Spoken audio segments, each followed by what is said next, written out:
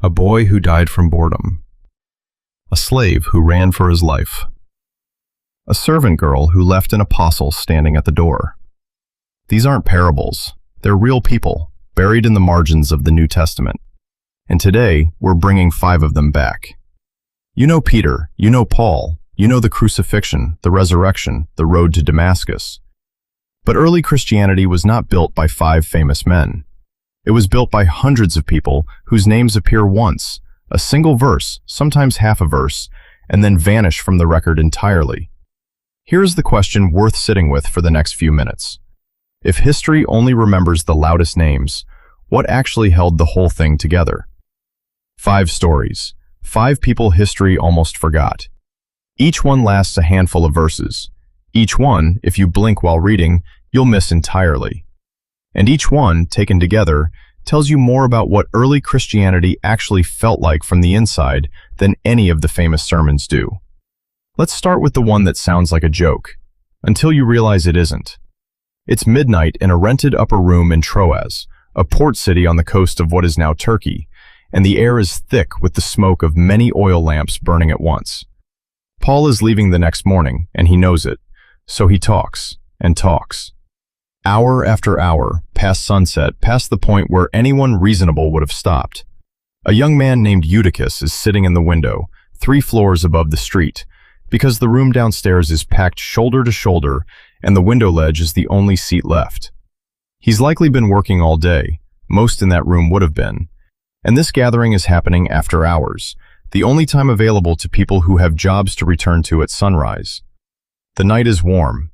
The lamps are burning up the air in the room, thick and low on oxygen, the way any crowded lit space gets after enough hours. And Eutychus, exhausted, half drunk on lamp smoke and midnight, is fighting a battle that has nothing to do with faith or doubt. He is simply, physically, losing the fight to stay awake. He loses. Eutychus falls asleep mid-sentence, tips backward out of the open window, and drops 3 stories to the stone street below. Someone screams. People rush down the stairs and out into the dark, and when they reach him, there is no question, no ambiguity. He is dead. Not stunned, not injured. Dead in the way that a body is unmistakably dead when you are standing over it. Paul comes down after them, pushing through the crowd that's already gathering in the dark street. He doesn't pray from a distance, doesn't ask anyone to step back and give him room to perform something dramatic. He simply kneels down in the street, wraps his arms fully around the boy's body, the same gesture Elijah once used over a dead child centuries earlier, and Elisha after him, and tells the crowd plainly, without theatrics, "Do not be alarmed, for his life is in him." Eutychus gets up. He walks back up 3 flights of stairs, and then, this is the detail almost nobody remembers, the detail that tells you everything. The sermon continues until dawn. Here's the part that matters more than the miracle itself. Nobody in that room panics. Nobody calls it an omen. Nobody blames Eutychus for falling asleep or blames Paul for talking too long. The story treats a boy's death and sudden return to life as simply Tuesday. Ordinary enough that the narrative's very next line is about eating breakfast together before Paul finally leaves town. A boy falls out a window, dies, and is raised back to life. And the next sentence of scripture is about a meal. That tonal whiplash is not an accident. It is the entire point. For these people, the impossible had already become part of ordinary life. Faith was not a special occasion reserved for crises. It was the water they swam in, every single day, without fanfare. Somewhere in Troas that night, a young man went from dead to alive and then straight to the breakfast table. And nobody thought it needed a bigger reaction than that. Hold on to that thought, because our next story runs in the opposite direction entirely, not towards safety, but straight back into it. Which brings us to someone who ran from all of it, someone who chose to disappear rather than face what he'd done. Onesimus was enslaved to a man named Philemon, in a household that, by every account we have, was already a Christian one, a house church. A community that should have offered him some form of belonging. And he ran anyway. We don't know exactly why. Theft is implied in Paul's later letter, maybe money taken to fund the escape. Desperation, certainly. A man is not enslaved and then simply walks away for no reason. He runs toward Rome, the one city in the entire empire large enough and chaotic enough for a single fugitive to vanish into completely. A city of well over 1 million people, sprawling docks, crowded insulae, more strangers passing through in a single week than most provincial towns saw in a decade. It should have worked. Rome swallowed runaways whole. That was, in part, what the city was for. And by an odds against calculation that neither man could have engineered, in a city of over 1 million people, he ends up sharing a prison cell with the very apostle his former master reveres above almost anyone else alive. Not a church, not a marketplace, a prison cell. The one place in the empire where two strangers are forced into proximity with nowhere else to go. Paul doesn't turn him in.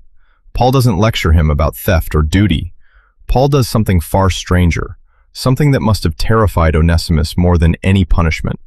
He writes a letter, one of the shortest, most personal documents in the entire New Testament, and sends the fugitive back, on foot, carrying the letter himself. Imagine being asked to walk, on your own 2 feet, back into the exact house you fled, carrying the one piece of paper that might be the only thing standing between you and punishment. The letter asks Philemon to receive Onesimus no longer as a slave, but more than a slave, a beloved brother. It is, quietly, one of the most radical single sentences in the ancient world, arriving in the hands of the very man it might cost the most. We don't have Philemon's reply. We don't know what happened at that door, whether Onesimus was embraced or punished, forgiven or sold. The story simply ends, mid-tension, mid-risk, with a man walking back toward the one place he had every reason on earth never to return to. 2,000 years later, we still don't get to know how it turned out. That silence is the story. Tradition holds that a bishop named Onesimus later led the church in Ephesus, that the runaway slave from one letter may have become one of its most trusted leaders. Scripture never confirms it, but the possibility alone tells you something about how far this particular story was capable of traveling, from a locked door in fear to perhaps a pulpit. But not every forgotten name carries that much weight. Sometimes the smallest, most human moment in the whole book of Acts belongs to a servant girl who almost didn't let anyone in. Peter has just been arrested, again, and this time, everyone expects an execution within days. King Herod has already had James, one of the original 12, put to death, and the crowd approved. So the church does the only thing left to do. They pray, all night, without stopping, packed into the house of a woman named Mary. And then, in the dark of the prison, an angel appears at Peter's side. His chains fall away. He walks past one guard, then a second, and an iron gate, the kind that would normally take 3 men to move, swings open on its own. Peter walks straight out into the night air, and only once he's alone on the street does it fully hit him that this isn't a vision. It actually happened. He goes directly to the one place he knows people will be, the house where everyone is praying, right at that moment, for his release, and knocks. A servant girl named Rhoda answers the gate. She recognizes his voice through the wood before she's even opened it, and is so overwhelmed with joy that she runs straight back inside to tell everyone Peter is alive and standing outside. She does not open the door. In her excitement, she leaves the actual answer to their prayers locked outside on the street. Peter stands there, knocking, again and again, while the entire prayer meeting inside argues with Rhoda about whether she's lost her mind. "You are out of your mind," they tell her flatly. When she insists, someone offers the strangest possible compromise. It must be his angel. Meanwhile, Peter keeps knocking. It is, arguably, the single most human beat in the entire book of Acts. An apostle has just walked out of an inescapable, heavily guarded prison through supernatural intervention, and the hardest, most stubborn part of the whole miracle turns out to be convincing a room full of people who had literally been praying for exactly this outcome that it actually happened. Faith and disbelief, sitting in the same room at the same moment, over the very same true thing standing at the door. Eventually, of course, Someone does let Peter in, and the room erupts. But Rhoda's name is the one Luke chose to preserve, out of everyone present that night. Not the elders, not the ones who argued loudest, the servant girl who ran instead of opening the door. Our fourth story asks something even harder than belief. It asks for obedience toward the one person you have every reason to fear above all others. Saul of Tarsus has spent months hunting Christians, dragging them from their homes, approving their imprisonment, standing by and holding the coats of the men who stoned Stephen to death. He is, without exaggeration, the most dangerous man alive to anyone in that community. Then, on the road to Damascus, he is struck to the ground by a blinding vision of Christ, and told to wait in the city, blind, for further instruction.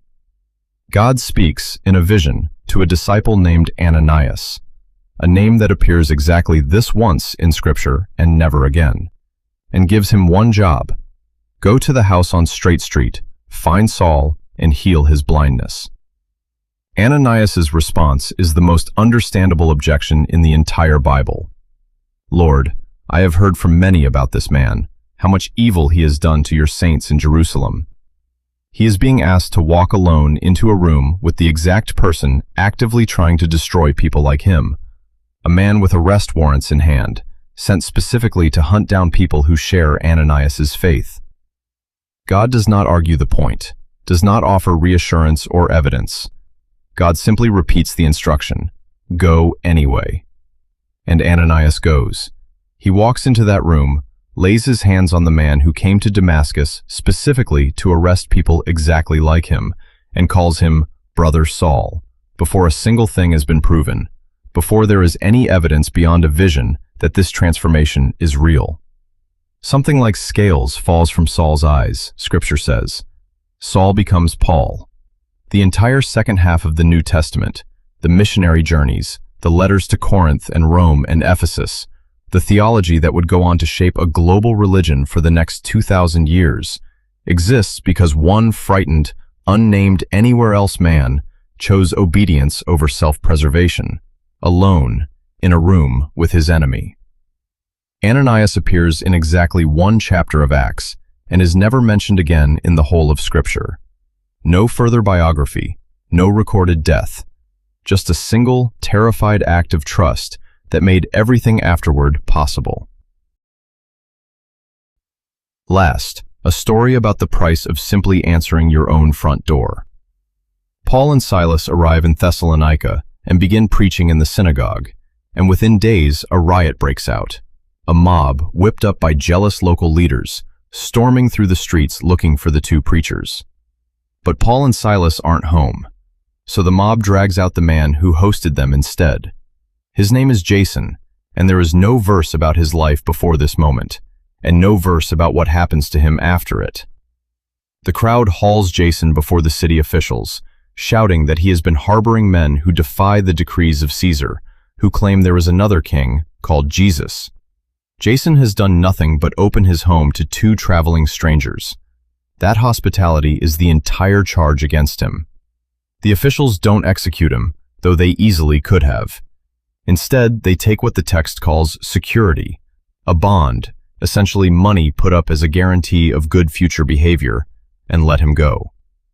Paul and Silas are quietly sent out of the city that same night, almost certainly so that Jason wouldn't be forced to answer for their presence a second time. And that's it. That is the entire story.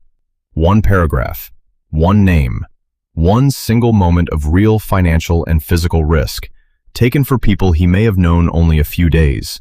And then Jason disappears from the historical record completely and forever. No martyrdom scene, no triumphant later appearance. Just a man who paid, literally, in coin, for the plain crime of hospitality, and whose name only survived because someone, 2,000 years ago, thought it was worth writing down. Some scholars think this is the same Jason Paul later mentions greeting a group of believers in his letter to the Romans, still alive, still connected to the movement years afterward. We can't be certain. But if it's true, it means a man who once paid bail for two strangers went on to spend the rest of his life among them. A boy who died and woke up to breakfast. A slave who walked back toward the exact danger he had already escaped. A servant girl too overjoyed to open a door. A frightened man who obeyed anyway, alone, in a room with his enemy. A host who paid for a single act of kindness with his own money and his own name. None of them are apostles. None of them wrote a single word of scripture. And yet the entire story of early Christianity, the whole 2,000-year chain of it, is built from people exactly like them. The ones who show up for one verse, do something quietly enormous, and then disappear. Maybe that is the actual lesson hiding inside all 5 of these stories, once you set them side by side. The historical record only kept the famous names, but the faith itself, the actual lived, at times terrifying practice of it, was carried forward by people we have never heard of, one small, real, frightened act of courage at a time. Think about what each of them actually risked. Eutychus risked nothing more than embarrassment, falling asleep in front of an apostle, and it nearly cost him his life. Onesimus risked his freedom, walking back into the one house in the empire where he had the most to lose. Rhoda risked looking foolish in front of people she respected, and turned out to be the only one in the room who was right. Ananias risked his life, walking unarmed into a room with the man sent to destroy people like him. And Jason risked his money, his standing, possibly his safety, for 2 men he'd known only a matter of days. None of them are remembered for grand theology. None of them preached to crowds or wrote letters that would outlast empires. What they did instead was smaller and in some ways harder. They showed up, once, at the exact moment it mattered, and did the thing in front of them. A door opened, a letter delivered, a hand laid on an enemy's shoulder, a door left standing open, unlocked, at midnight. That, in the end, may be the real story of early Christianity. Not the 5 names everyone still remembers, but the hundreds who don't, standing quietly behind every single verse. Because of the unpredictable behavior of the YouTube algorithm, this channel might never appear to you again. Subscribe to avoid that, like it if this video made any difference to your life, and share this content to your family and friends. Grace and peace.